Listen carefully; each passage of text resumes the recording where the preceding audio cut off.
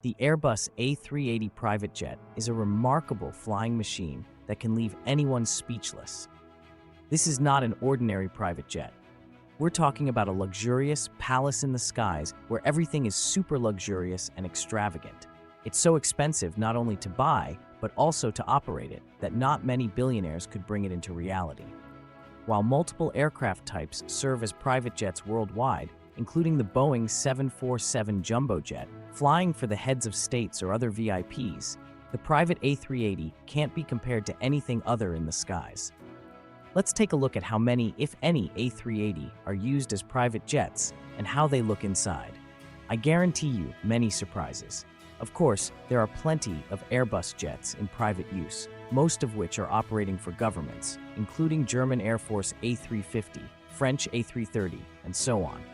The Airbus main competitor, Boeing, also produces giant private jets. For example, it has on offer 7478 serving as a VIP aircraft. This variant is called the 747BBJ, which stands for Boeing Business Jet.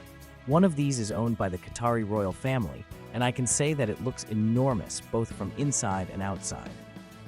Now let's get back to the Airbus A380, which is the main topic of today's video. But I promise that at the end, I will also tell more about the private 747s, as they are also worth hundreds of millions of dollars.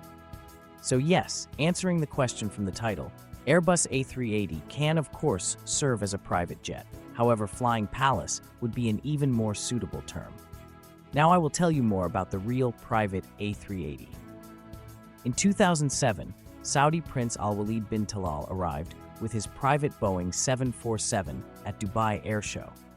He had a clear intention to replace his own jumbo jet with something even bigger and even more luxurious, and he immediately placed an order for the one Airbus A380, worth at the time $310 million. At least that was the price listed by Airbus, because it is claimed that the price paid around $500 million.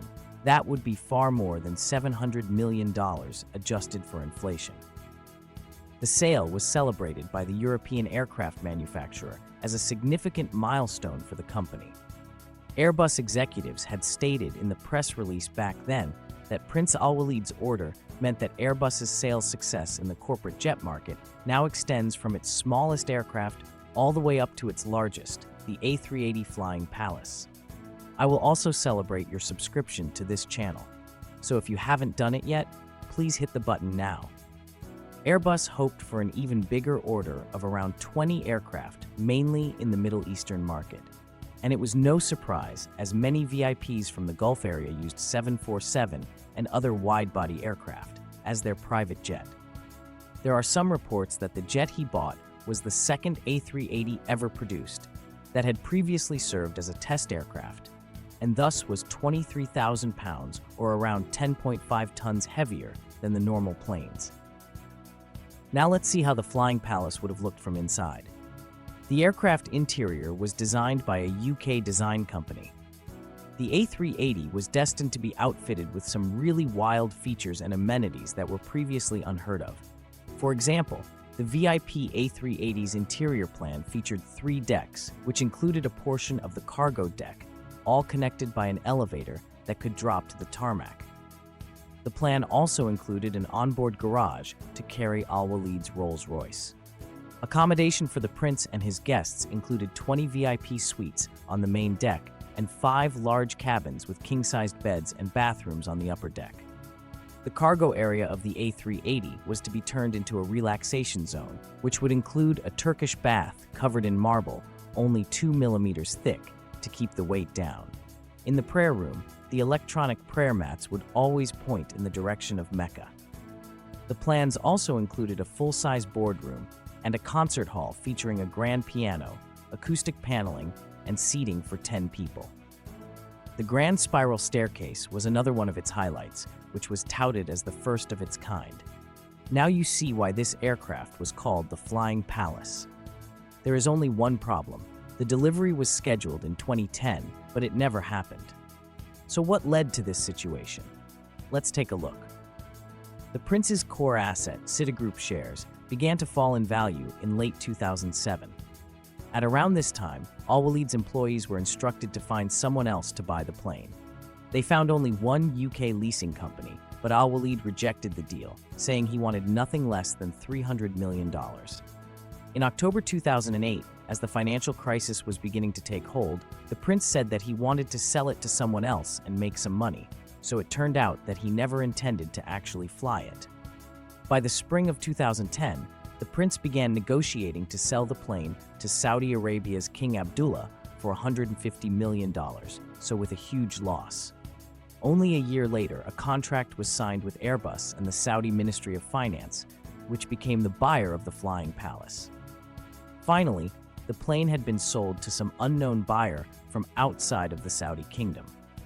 Today, this plane is used as a static display in the Aeroscopia Museum near the Toulouse-Blagnac Airport in France. So as you see, the Airbus A380 could be used as a private jet. Nothing prevents potential buyers from doing this. After all, multiple 747s are used in the same way. And now, as promised, we will see what the plane looks like from the inside. The jet that we will see belongs to a Middle Eastern business magnate. The interior took 4 years to design and implement the ultra-luxurious interior.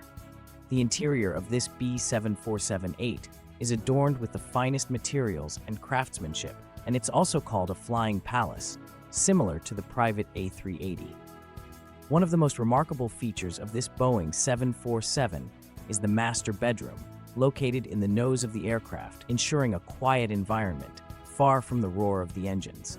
There are also a few smaller bedrooms. The bathrooms on board this aircraft are spacious and look like a normal palace bathroom. What is truly interesting is the entertainment featured on this jet. There's a spacious living room with a small library, a high-definition flat-screen television, and a place to play for children. The centerpiece of the jet is the salon on the main floor. This spacious area features couches, a coffee table, and vaulted ceilings. It's ideal for hosting meetings, working, enjoying after-dinner drinks, or simply relaxing during long-haul flights. In conclusion, every detail of this Boeing 747-8 reinforces its status as a true masterpiece of aviation luxury, where no expense is spared in providing the most exclusive experience possible. As you have heard, there is no A380 serving as a private jet, but technically nothing prevents anybody from using it as one. It's sad to see that the order from 2007 was never realized, as the A380 would have found another use besides flying passengers for airlines. And as all aviation enthusiasts hopefully agree, the Super Jumbo is one of the most iconic aircraft in the skies. Hopefully, we will be able to not only see them for the many years on our skies, but also to fly them on board many airlines, still flying. And getting back to the giant private jets, the 747 is the largest of them, and there unfortunately won't be a bigger aircraft serving in this role, as no such an aircraft is produced nowadays. However, aircraft manufacturers still have some interesting offerings, as the Airbus, for example, offers the A330neo or the A350 as a corporate jet, and Boeing offers the 787 Dreamliner, or the 77, and they have both government and private users. Thanks for watching. Once again, please like and subscribe, as well as support this channel, as special videos and bonuses are coming to people that do this.